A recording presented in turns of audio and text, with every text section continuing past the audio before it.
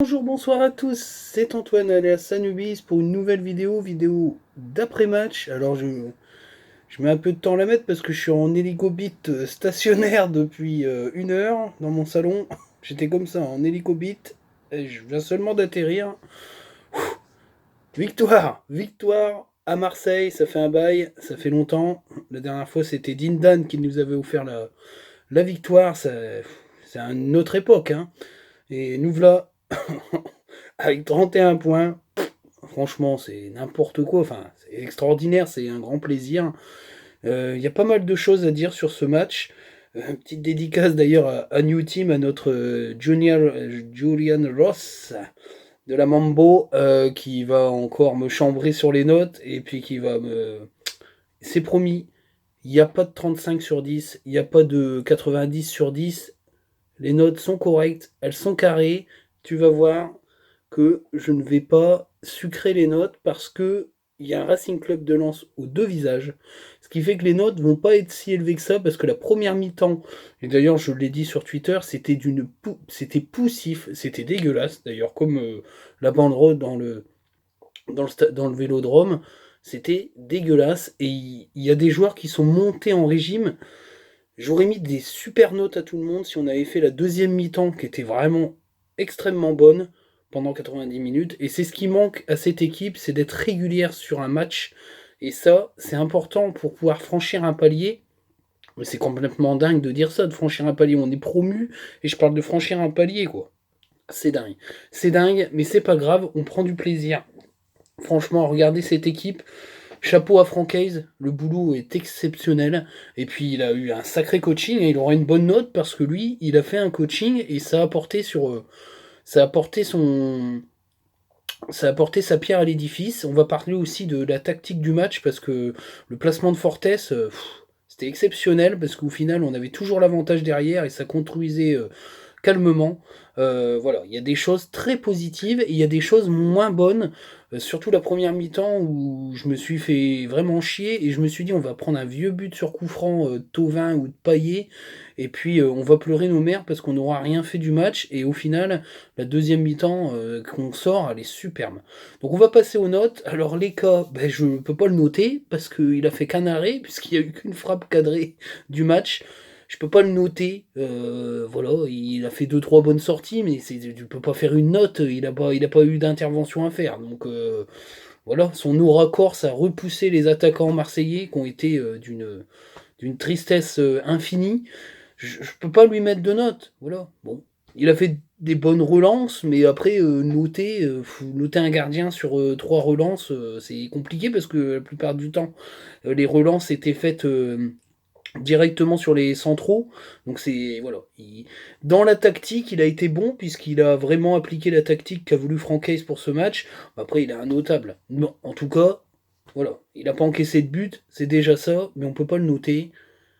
Compliqué. La charnière centrale. Alors, Fortes, ben, je remets un 8 parce qu'il a fait un match très bon. Je peux pas faire autrement, New Team. De mettre 8, je peux pas lui mettre 5, 6. Il a été bon. Dans les duels, il a été bon. Il a été super bon tactiquement parce qu'il monte.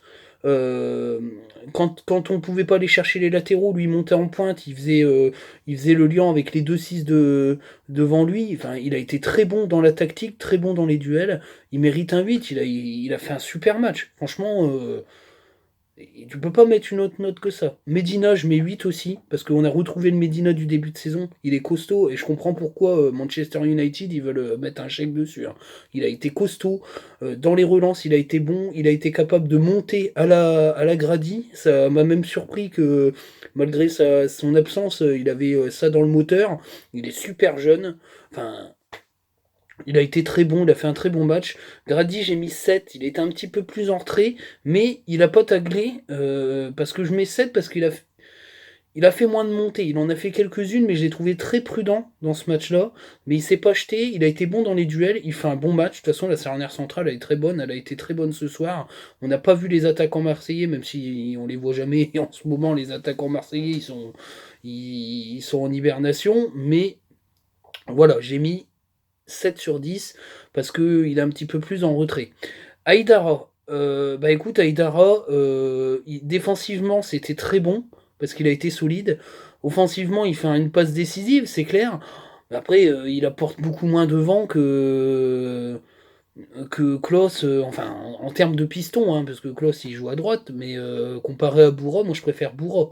Donc j'ai mis, euh, j'ai mis 6 sur 10 parce que sinon j'aurais mis 5 parce que j'ai trouvé qu'il avait fait un match plutôt moyen, même si moyen plus, voilà, parce qu'il fait une passe décisive, mais franchement, je préfère Bourra. Mais en tout cas, il a été solide et je pense que dans la tactique de Franquet, c'était de mettre un piston plutôt défensif pour essayer de bloquer Sakai, si je dis pas de conneries, et il l'a plutôt bien fait. Mais après, je l'ai pas trouvé bon offensivement, il a pas assez amené. Donc voilà, je mets 6 parce que c'est pas un très bon match, c'est un match correct plus. Klose, ben, je mets 7. Il a encore fait un super match. Je mets pas 8 parce qu'il a pas fait de passe décisive, mais en tout cas, les coups francs sont dangereux. Il a été super impressionnant. Enfin voilà, c'est un joueur qui pourrait jouer dans un top 5 d'un championnat européen. Il est très très bon.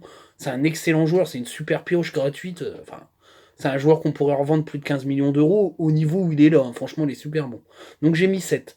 Voilà, pour la ligne défensive avec les deux pistons.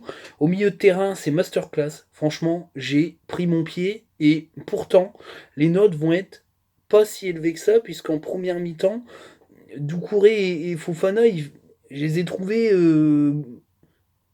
moyen quoi. Je les ai pas trouvés, ils se projetaient pas, ils osaient pas, il y avait pas de passe, ils coupaient pas. Et puis je pense que Francaise a dit allez les gars, on y va, on tente le coup parce qu'ils sont pas bien.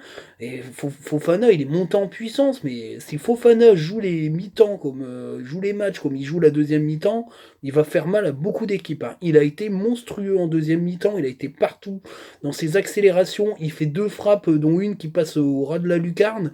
Il a été super bon, Fofana, franchement. J'ai envie de le voir tout le temps comme ça, quoi. Il monte en puissance, hein.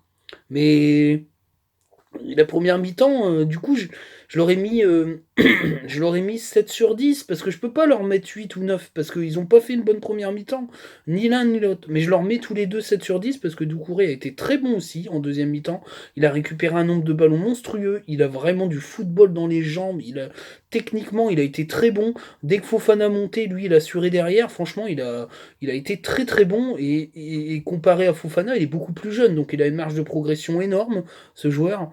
Voilà, on a un milieu de terrain, s'il joue les deuxièmes mi-temps, enfin, s'il joue les matchs comme il a joué la deuxième mi-temps, là, le milieu de terrain, on marche sur tout le monde, hein. On a un milieu de terrain de très haut niveau, impressionnant. C'est hélicobite, quoi. La deuxième mi-temps, c'est un hélicobite sur chaque prise de balle de Fofana.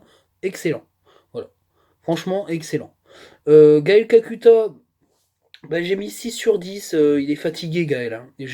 Il a fait quelques bons trucs, mais j'ai trouvé il a été moins percutant offensivement. J'ai mis 6 sur 10 parce qu'il fait son match quand même, il va au pressing, il va au combat, mais physiquement il a du mal. D'ailleurs Mauricio il a fait du bien en rentrant, encore une fois une très bonne rentrée de Mauricio, qui a provoqué des fautes, qui a donné des bons ballons.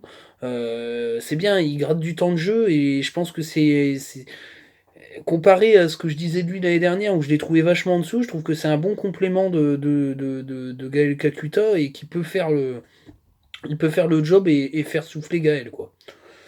Donc c'est vrai que j'aime bien le voir rentrer parce que je trouve qu'il fait des bonnes entrées.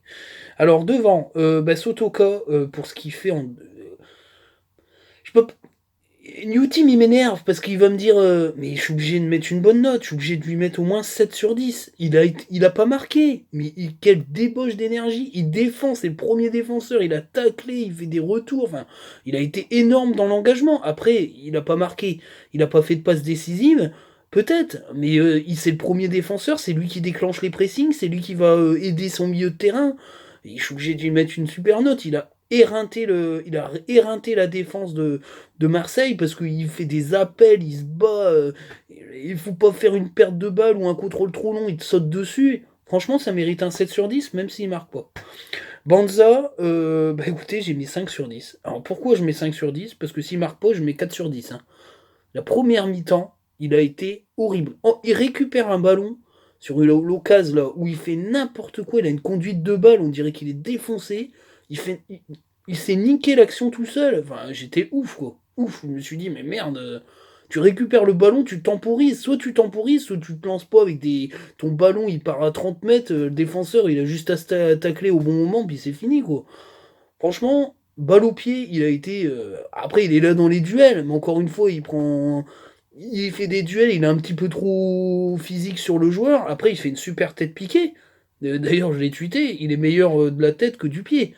Mais après, il n'a pas fait un match extraordinaire, loin de là, hein, il n'a pas été bon. Hein. Kalimundo, il est rentré, il a montré plus en 10 minutes que Banza sur 90. Mais il a marqué. Donc il a 5 sur 10 au lieu d'avoir en dessous de la moyenne, puisqu'il a marqué un but.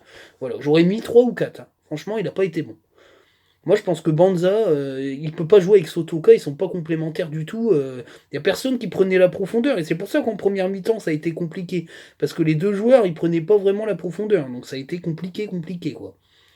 Voilà. Et dans les rentrants, Kalimundo, une très bonne rentrée.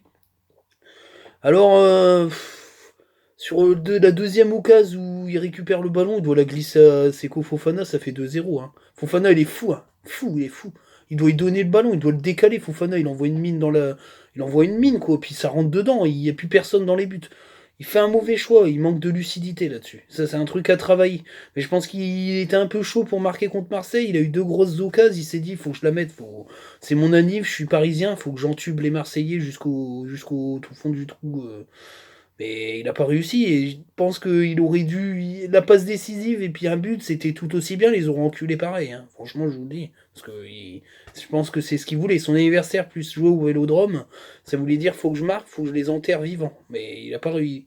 Mais en tout cas, il a super apporté. Hein. Techniquement, dans la vivacité, ça n'a rien à voir avec Banza. Il est 3 km devant, 10 km devant Banza. Hein. Franchement, pour moi, c'est Sotoka Kalimundo devant. Voilà, c'est tout. Ganagou, il faut qu'il revienne gentiment, faire des 20 minutes, des rentrées de 20 minutes. Je pense qu'il a été coupé dans son élan et il a peut-être encore un petit peu mal au niveau de son entorse, mais clairement, pour moi, c'est Sotoka Kalimundo, l'attaque lançoise. Mais bon, il a marqué Banzin, 3 buts en Ligue 1, pour un joueur qu'on pensait complètement dépassé, mais pour moi, il n'a pas le niveau Ligue 1. Hein. Il n'a pas le niveau Ligue 1.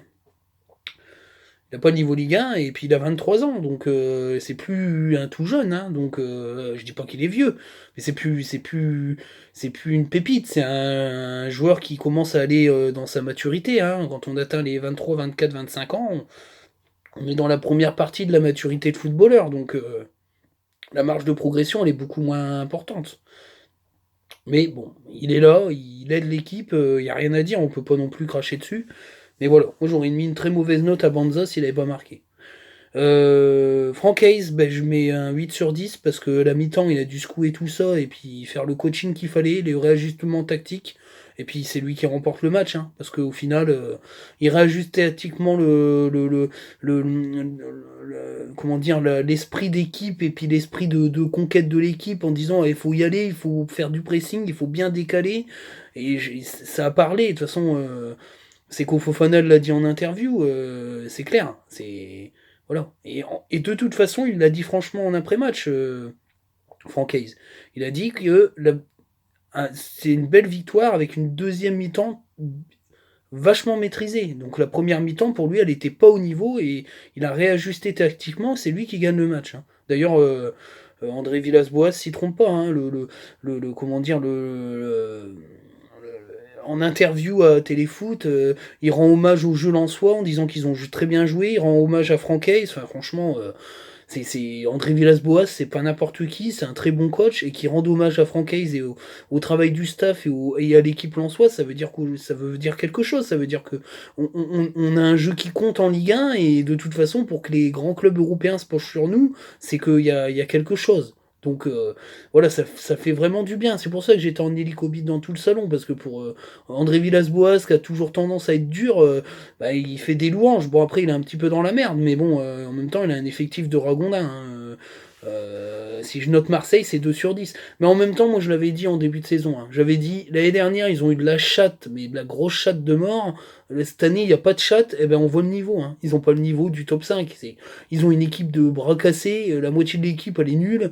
Michael Cuisance, il est venu se perdre là-dedans, alors c'est un jeune très prometteur, un jeune français, il aurait jamais dû aller à Marseille. Il y a trop de pression dans ce club-là pour qu'un jeune prometteur endosse le rôle de milieu de terrain animateur. Je veux dire, Payet, il passe sa vie au McDo, Thauvin, il peut pas jouer tout seul dans l'équipe. Ah, je veux dire, Dario Benedetto, c'est Mitroglou avec l'accent sud-américain, quoi. Et encore. Enfin voilà, y a rien à Marseille. C'est tout. Ils ont eu une super grinta l'année dernière, mais là cette année il n'y a plus de grinta. Et il y a des équipes qui jouent au football face à eux. Et ils se font enculer de tous les côtés. Hein. Donc c'est terminé de toute façon. En plus, ils enchaînent Monaco et Rennes. Ils vont se faire. Je pense qu'ils vont se faire sodomiser jusqu'à la gorge. Mais c'est bien parce que c'est pour aller en Ligue des Champions et faire de la merde, ça sert à rien. Voilà. C'est une équipe qui n'a pas le niveau pour aller en Ligue des Champions, donc ils n'ont pas le niveau pour être qualifiés en Ligue des Champions. C'est comme ça que ça doit se passer, c'est tout. Donc voilà, et puis l'analyse du match, elle est claire. La première mi-temps, il n'y a aucune des deux équipes qui a voulu jouer. Moi, je me suis beaucoup emmerdé, je me suis beaucoup inquiété. J'ai trouvé qu'on mettait pas une passe devant, qu'on jouait trop tranquille, qu'on voulait poser le jeu, qu'on prenait pas de risques. Les Marseillais, ils étaient à l'ouest complet, et puis ils avaient peur. Hein, ils avaient surtout peur de perdre le ballon trop au milieu de terrain, parce qu'avec Seko Fofana et Gaël Kakuta, ils allaient se prendre un compte de folie. Mais nous, on a joué trop prudemment. Il n'y avait pas assez de ballons pour casser les lignes. Je nous ai trouvé extrêmement mou. Je me suis dit, on va se prendre un vieux coup franc de Tovin ou un vieux corner de merde avec Kaleta Tsar qui va nous mettre une tête dans la lucarne. Je me suis dit, on va se faire enculer comme ça. Et ça n'a pas été le cas. Je dis beaucoup enculé, hein. Mais j'ai enculé Marseille, alors je suis content. J'aime pas trop Marseille, alors je suis très content qu'on les a enterrés. Ça me fait plaisir parce que vraiment une communauté extrêmement dégueulasse, autant que leur équipe, et puis un club qui pense qu'il est encore en 1993 alors qu'ils n'ont pas le niveau du tout. Hein, mais bon, c'est pas grave, parenthèse fermée. Mais voilà, mais la deuxième mi-temps, enfin, de toute façon je l'ai vu, on est rentré en deuxième mi-temps, j'ai vu les deux pistons commencer à faire des ballons devant, à centrer, je me suis dit ça y est, ils se sont réveillés et ils ont fait une deuxième mi-temps. Pour moi, la deuxième mi-temps, elle est au niveau du lance qu'on a vu en début de saison, un lance dangereux, terrible, qui perturbe leur adversaire et qui met une pression folle. Et je veux dire, je reviens dessus. Seko Fofana, si je joue à ce niveau-là, 90 minutes tout le long de la deuxième partie de saison, on va se régaler. Il a été énorme, énorme. Après, il y a des contrôles qui manquent. Des fois, il est un petit peu brouillon dans ses contrôles parce que c'est un peu son jeu de vivacité, mais quand il va commencer à avoir encore plus confiance, puis physiquement être au top, ça va faire mal. Hein. Parce que les ballons qu'il a récupérés, mais lui et Doucouré, hein, de toute façon, ils ont été forts. Hein. Très très forts. Hein.